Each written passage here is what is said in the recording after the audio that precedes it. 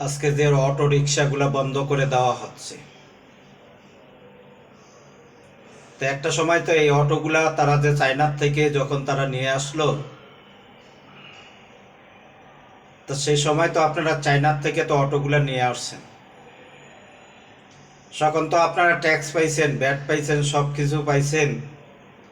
চায়নার থেকে আইনে আপনারা ব্যবসা করলেন। যখন একজন মানুষ তখন সে কিস্তিতে ঋণ উঠিয়ে সুদের উপরে টাকা নিয়ে এই অসহায় দরিদ্র মানুষগুলা যখন তারা একটা অটো রিক্সা কিনলো, আর এখন বলা হচ্ছে যে অটো রিক্সা বন্ধ করে দেওয়া হবে, অটো রিক্সা ধরা হবে। তা আমি তাদেরকে বলতে চাই যে অটো রিক্সা যে ধরবেন, অটো রিক্সা যে বন্ধ করে দিবেন, যারা এই দেশের নাগরিক, যারা এই দেশের বাঙালি, যারা এই দেশের স্বাধীনতার পক্ষে ছিল, কিন্তু তাদেরকে তো কর্ম দিতে হবে। এক একজন রিক্সাওয়ালার ঘরে 5 জন 6 জন 7 জন 8 জন করে সদস্য আছে। যে আজকে তাদের অটোগুলো আপনি বন্ধ করে দিলেন, কিন্তু তারা আজকে কি করে খাবে? তাদের তো কর্মের ব্যবস্থা করতে হবে, তাদের তো খাবারের ব্যবস্থা করতে হবে।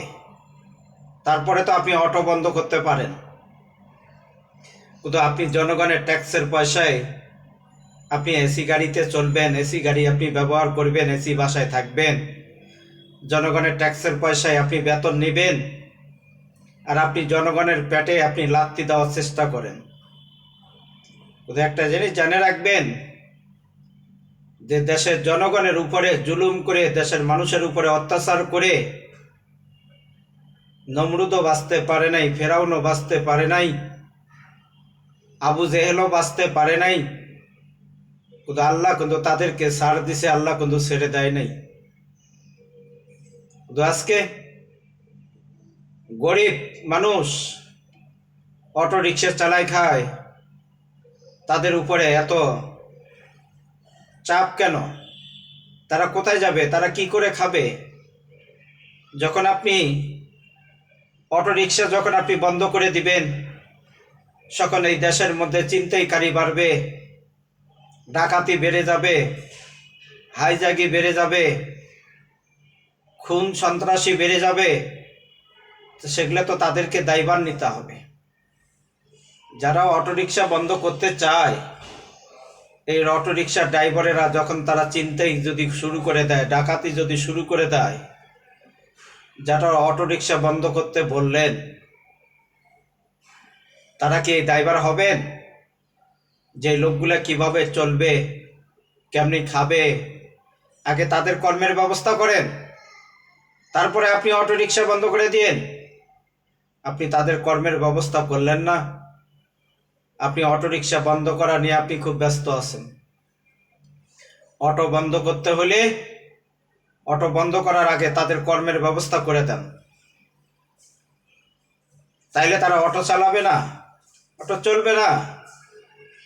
কিন্তু আপনি সেগুলাতে তাদেরকে দিবেন না, কিন্তু আপনি তাদের পেটে আপনি লাথি মারতেছেন।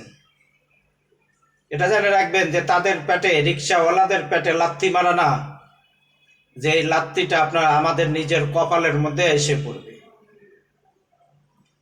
সেটা আমাদেরকেই ভোগ করতে হবে। রিক্সাওয়ালারা তারা কোনোদিন ভোগ করবে না।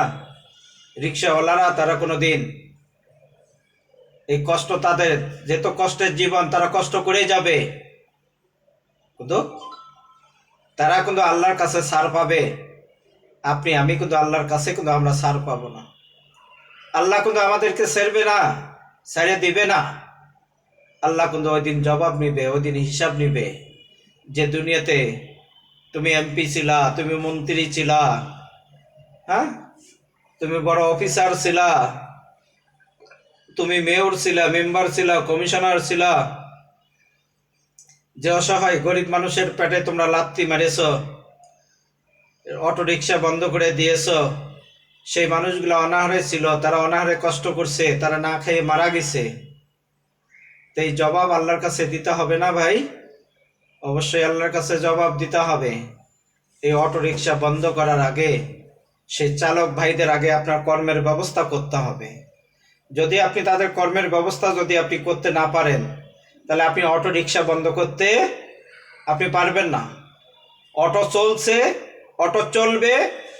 আমার দেশের নাগরিক তারা এই অটো চালাইয়ে তারা শরীরের পানি ঘামকে শরীর থেকে ঝুরিয়ে তারা কর্ম করে খাচ্ছে। তাদেরকে বাঁচতে দিতে হবে আমাদের। তাদের বাঁচার অধিকার আছে, তাদের কথা বলার অধিকার আছে, তাদের বাঁচার এখতিয়ার আছে।